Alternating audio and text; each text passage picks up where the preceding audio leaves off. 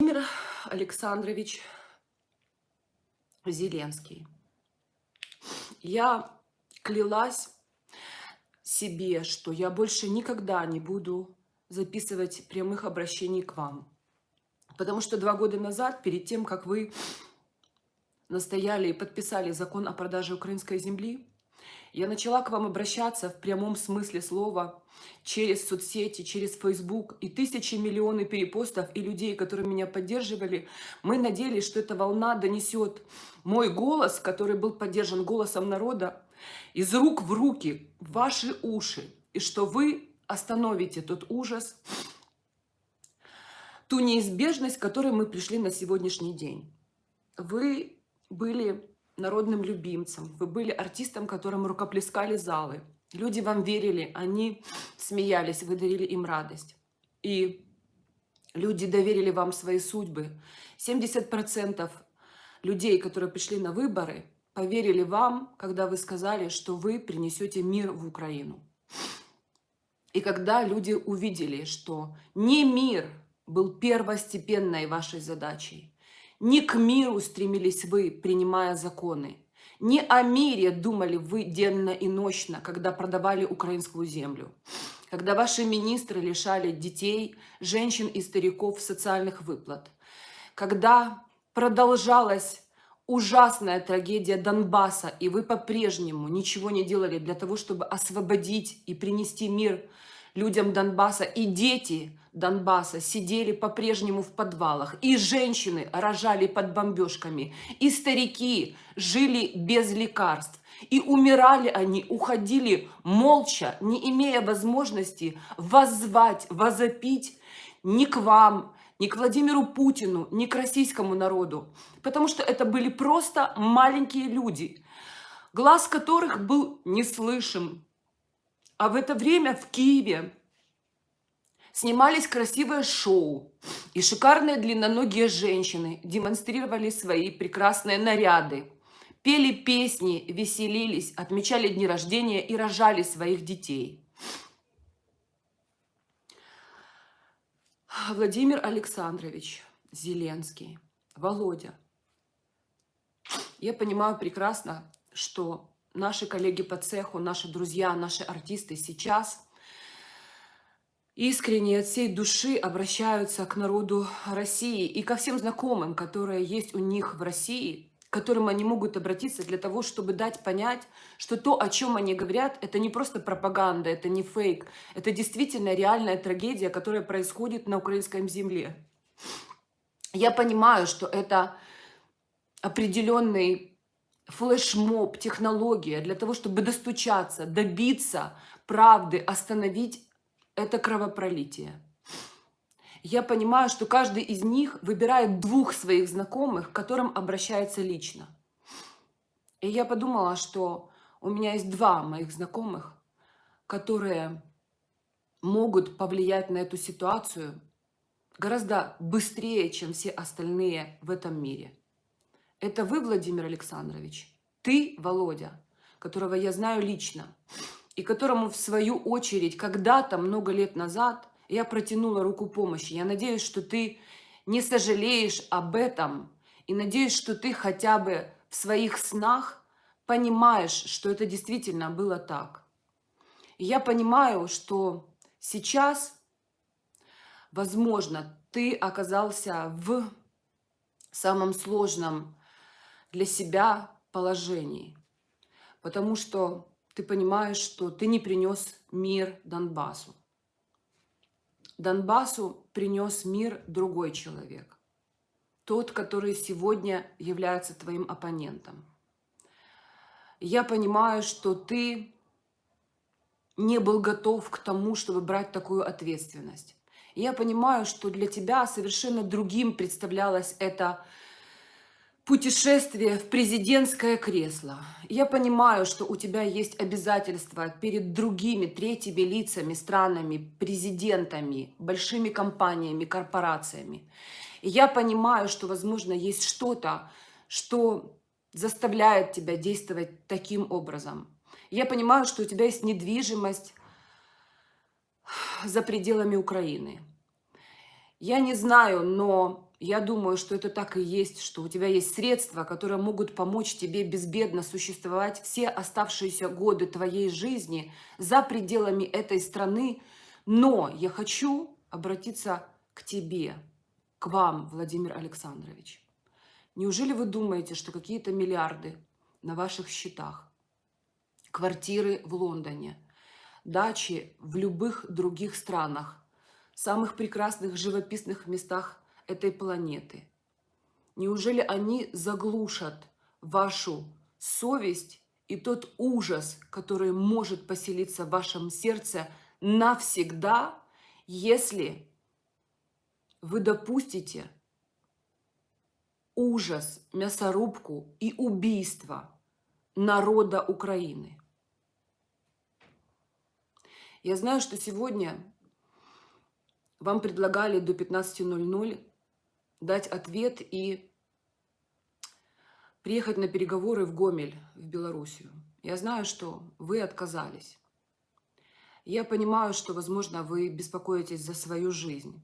Я понимаю, что вы думаете, что это ловушка, после которой вас просто могут осудить как военного преступника. Я понимаю, что на вас, возможно, объявлена облава. Я понимаю, что люди, которые вас окружают, вам об этом говорят.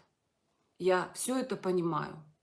Я понимаю, что сейчас у вас есть прекрасный шанс, как вам кажется, возглавить это сопротивление и на ярости, бессилии, страхе украинского народа, украинских женщин и детей попытаться выскочить из этого темного подвала, в который все мы зашли под вашим руководством. Но я хочу вам сказать, что я, находясь сейчас в Турции и, казалось бы, в полной безопасности, я не могу спать все эти дни, я не могу есть, потому что одна моя дочь и 3 моих внуков со своей семьей находятся на территории Украины. Там же проживает моя мама. 2 моя дочь живет в Америке. 3 моих детей находятся здесь.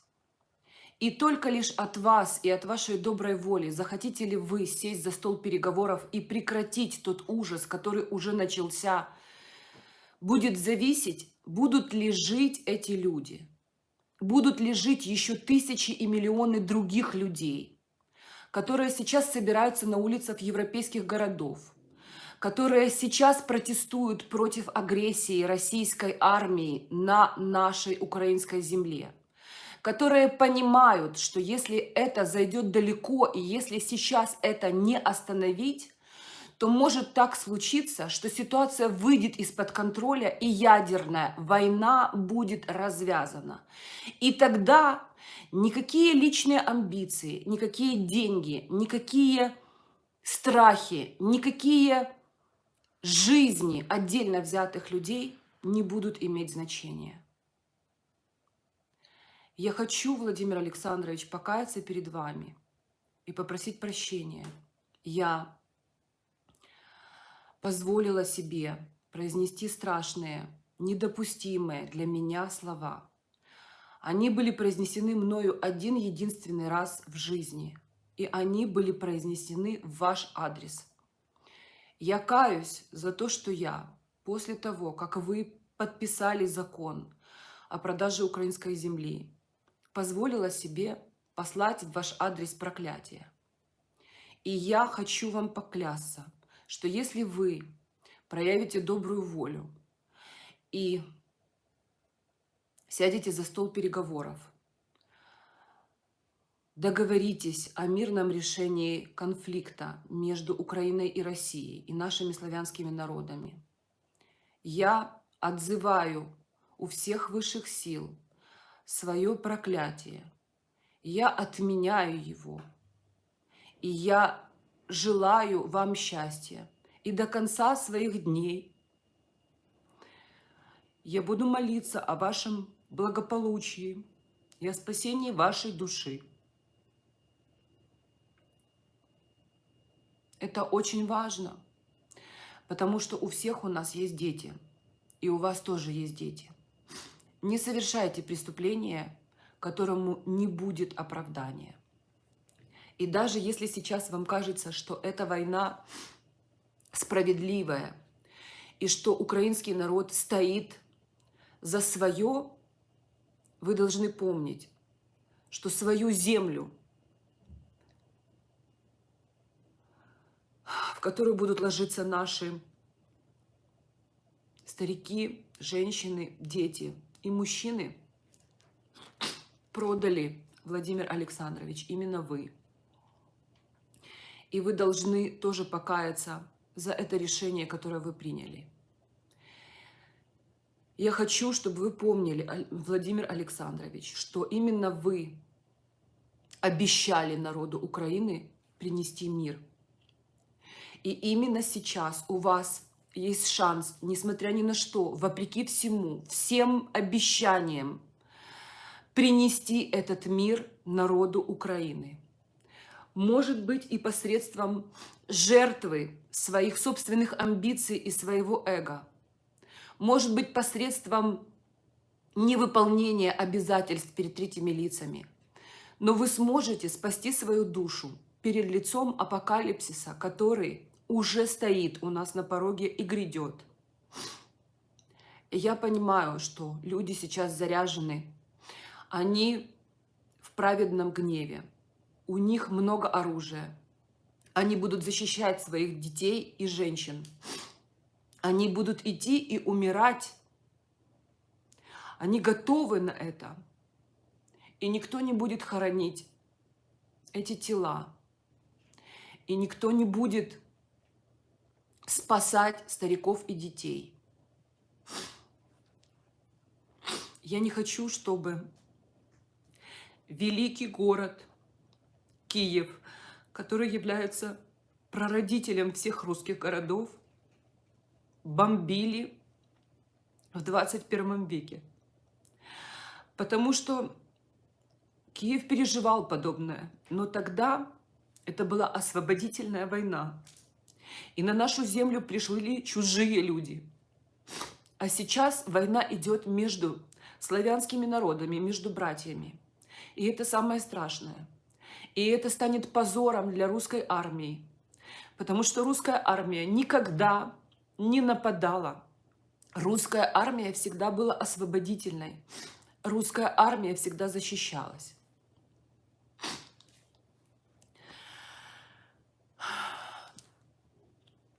Я хочу обратиться к вам, Владимир Александрович, и сказать, что сегодня и сейчас, или тогда, когда до вас дойдет мое послание, и я надеюсь, что будет еще не поздно, у вас есть шанс стать лучше, чем о вас думают люди. Сделайте это. Умоляю вас, ради всего святого. Народ Украины разный. Люди говорят и на русском, и на украинском языке. У них разные взгляды. И самое ужасное, что сейчас они готовы убивать друг друга просто потому, что они обезумели. Обезумели от страха. От страха за то, что будет с ними завтра. Вы как никто, Владимир Александрович, сейчас отвечаете за жизнь и судьбы украинского народа. И за то, чтобы украинский народ не проклинал своих русских братьев.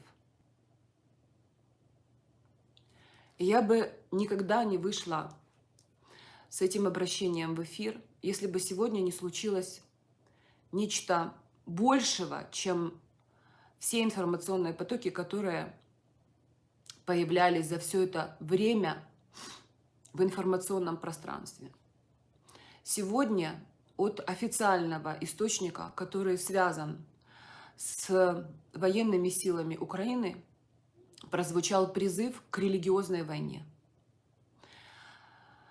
Я оставила это сообщение в своем телеграм-канале, и я думаю, что оно у многих сейчас в телефонах. был призыв к тому, чтобы уничтожать русскую православную церковь. Владимир Александрович, я никогда не задумывалась, долгие годы зная вас, как вы себя позиционируете. Но когда вы собирались на президентский пост, вы сказали, что вы еврей, говорящий по-русски, являющийся гражданином Украины. Я не знаю, какому Богу вы молитесь, но я хочу, чтобы вы все-таки вспомнили о том, что самое страшное, что было в истории человечества, это религиозные войны. И если речь идет о том, чтобы уничтожать православных и славян, эта война будет вечной. Эта война станет последней. Эта война будет апокалипсисом. Эта война не будет иметь победителей. В ней будут только проигравшие. Потому что воевать будут славянские народы друг с другом. А третьи лица будут стоять в стороне, потирать руки и зайдут на нашу землю, окропленную уже кровью наших сегодняшних соотечественников, наших братьев, сестер, матерей и детей.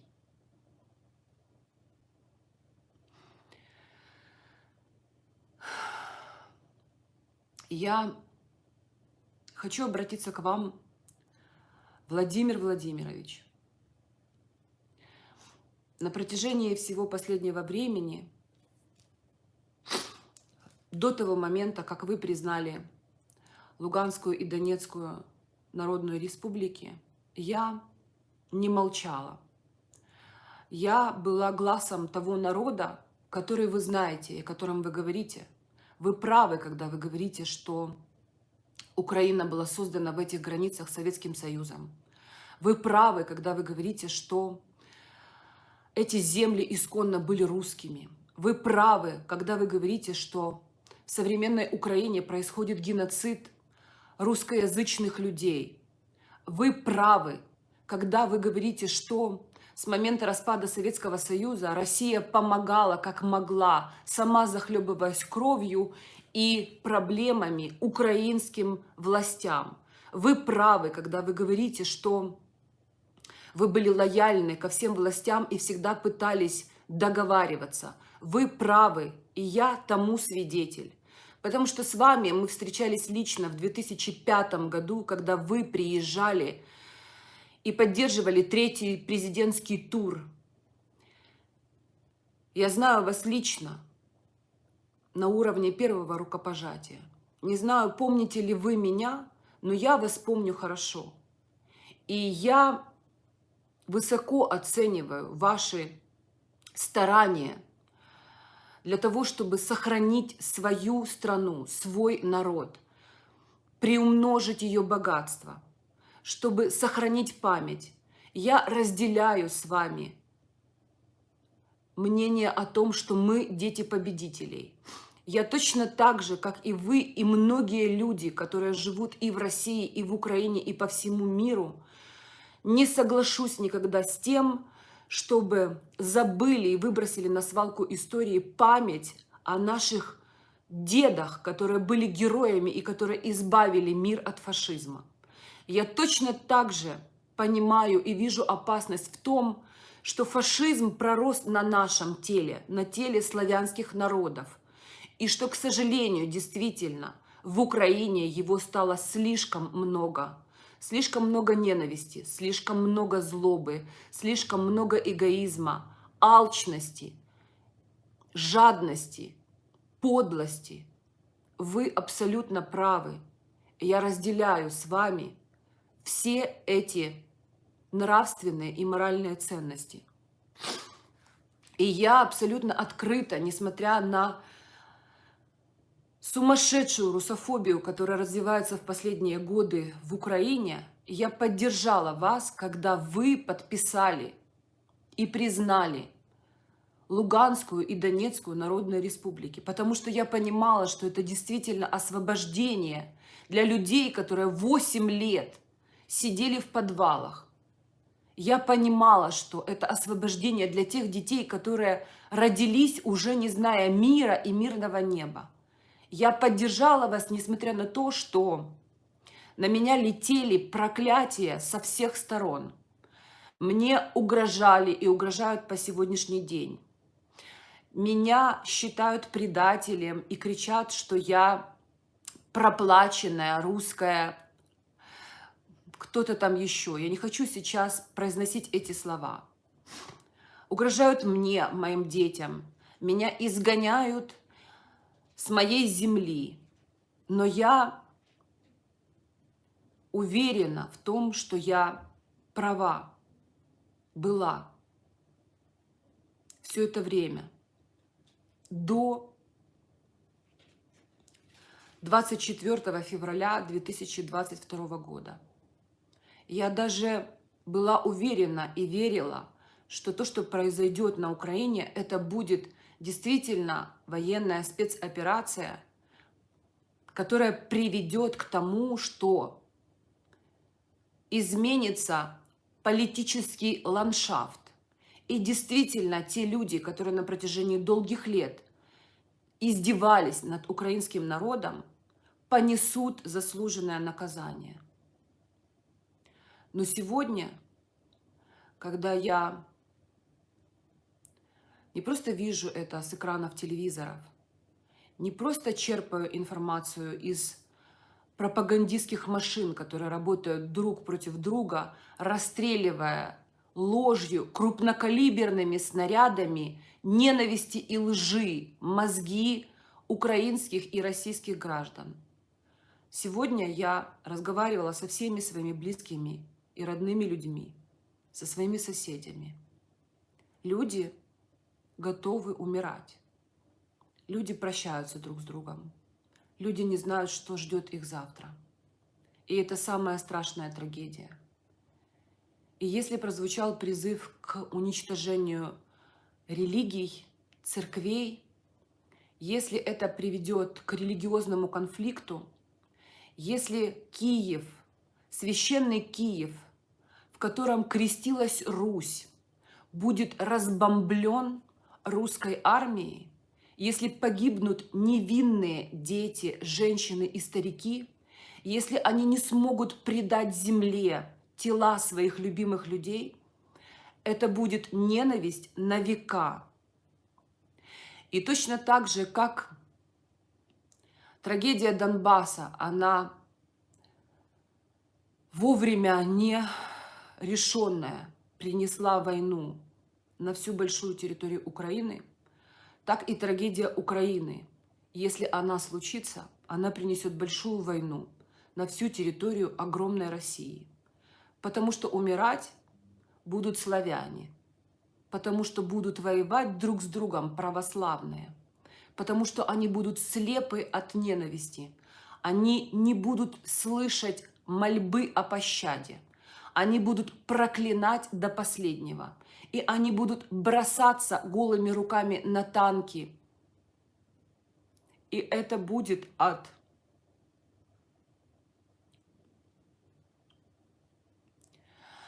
Я хочу обратиться ко всем людям, которые смотрят меня сейчас из России, из Украины. Я смотрю за всеми новостями, которые идут из Украины. Я наблюдаю за всеми событиями, которые освещает русская пресса. Но на самом деле правда посредине. Люди в Киеве видят разные вещи. И украинское мародерство, и бомбежку мирных домов. Но самое главное, они находятся в окружении, у них нет средств для того, чтобы продержаться в осаде достаточно долго, и они сходят с ума от страха и отчаяния. И в этот момент я хочу протянуть руку своему народу, потому что я понимаю, что в этой ситуации находятся сейчас именно они. И ужас заключается в том, что если сейчас это не остановить, это все пойдет дальше. И в такой же ситуации окажутся те, кто сегодня улыбается и делает вид, что трагедии на Украине не происходит. Да, я осуждаю всех своих коллег, которые на протяжении 8 лет танцевали и плясали, отворачивались от трагедии Донбасса. Но я хочу предостеречь всех своих коллег в России от того, что сейчас они отворачиваются от трагедии Украины. Но дело не в этом, мы просто люди, и мы ни на что не можем повлиять. Есть только два человека, которые могут сейчас сесть за стол переговоров. Один из которых амбициозный и неопытный, но молодой и жестокосердный, который хочет победы любой ценой. Другой из которых, возможно, мудрый и опытный, но не хочет проиграть в любом случае, потому что привык быть победителем. И поэтому сейчас, Владимир Владимирович, я обращаюсь к вам. У вас есть шанс не стать хуже, чем мы все о вас думали. В Украине очень много людей, которые относятся к вам с уважением. Я знаю, я говорила с людьми из России по всему миру, которые вас уважают и любят и поддерживают при любых обстоятельствах. Ваша подруга Ангела Меркель, которая долгие годы шла рука об руку с вами в политических процессах, ушла, играл гимн. Я бы хотела, чтобы точно так же и вы когда-нибудь завершали свою политическую карьеру. Вы должны войти в историю России, Украины и, возможно, в ближайшем обозримом будущем нового союза славянских государств как миротворец. Я прошу вас, остановите эту войну. Остановите эту войну. Придумайте что-нибудь. Придумайте что-нибудь.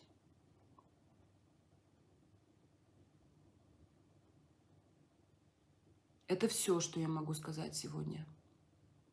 Я в прямом эфире, и понятное дело, что я не пишу специального текста, потому что я хочу сказать только то, что сейчас придет ко мне в мою душу из потока.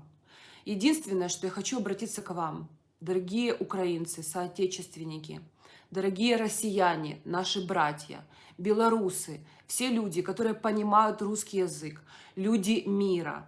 Мы стоим на пороге большой трагедии. Мы много наговорили друг другу. Мы бросили обвинения, перчатки. Мы обидели друг друга. Мы посылали проклятия. Мы были слишком жестокосердны. Мы были слишком уверены в себе. Мы были просто людьми. А сейчас мы должны стать ангелами в своей душе и в реальной жизни. Иначе мы станем ими по промыслу Божьему. Все гораздо сложнее и опаснее, чем вам кажется. Здесь на протяжении последнего времени я нахожусь в паломничестве. Здесь, в Турции, где сосредоточены христианские ценности. Я обращалась к святому Николаю в день его рождения, в месте, где он, будучи человеком, правил. Я обращалась к Божьей Матери в месте, где она, будучи живым человеком, в Эфесе доживала свои последние земные дни, которые рождала Иисуса Христа. Я абсолютно серьезно отношусь к тому, что есть высшие силы, которые распоряжаются нами. Я не осуждаю атеистов. Я понимаю, что каждый человек исходит из своих верований и убеждений. Но я знаю, что есть высший суд, и я не хочу, чтобы мы оказались на нем в ближайшем обозримом будущем. Я не хочу, чтобы фильм «Пророчество. Не смотри наверх», когда люди сидели перед лицом трагедии и произносили последнее слово, а у нас же все было, я не хочу, чтобы это стало нашей реальностью. Поэтому я обращаюсь ко всем, кто слышит меня.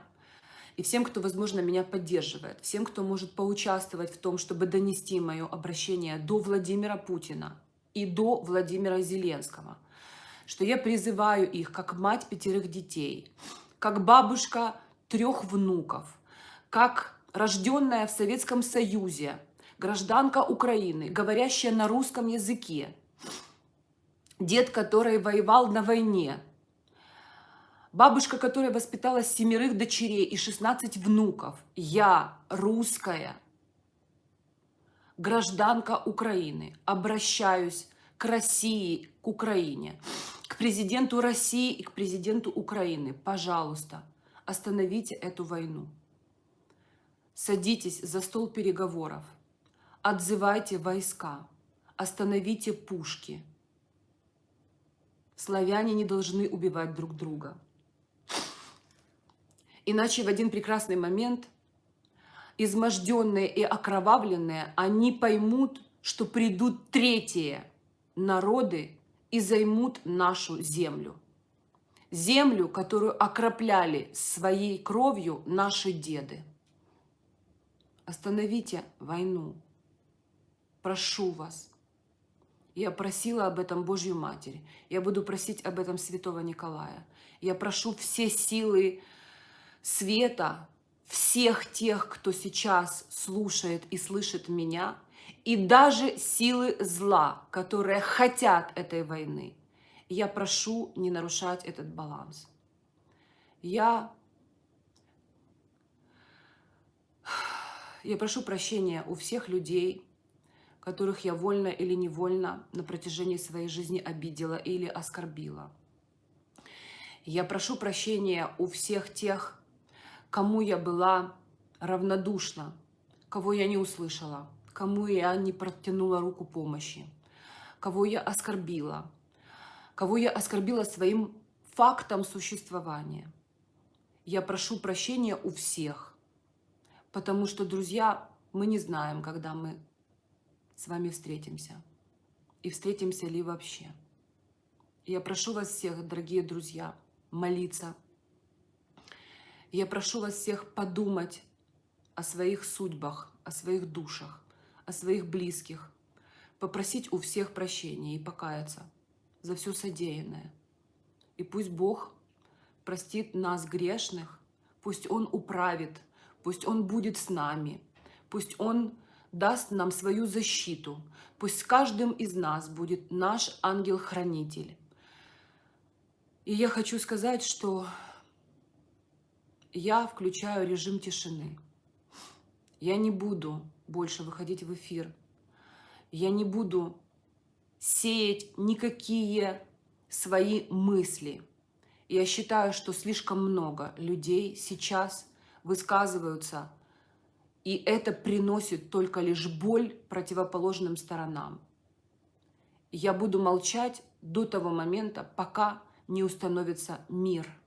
Я верю в то, что Владимир Зеленский и Владимир Путин встретятся друг с другом, договорятся, и славянские народы вновь обретут право называться братьями, для того, чтобы сохраниться во времени и в пространстве. Потому что я хочу, чтобы жила Украина, чтобы жила Белоруссия, чтобы расцветала Россия. И я согласна с тем, что мир без России никому не нужен. И если падет Россия, падет весь мир. Так думаем мы, славянские народы. И даже если мы ошибаемся, то у всех остальных будет повод это проверить. Но лучше им этого не знать. С Богом!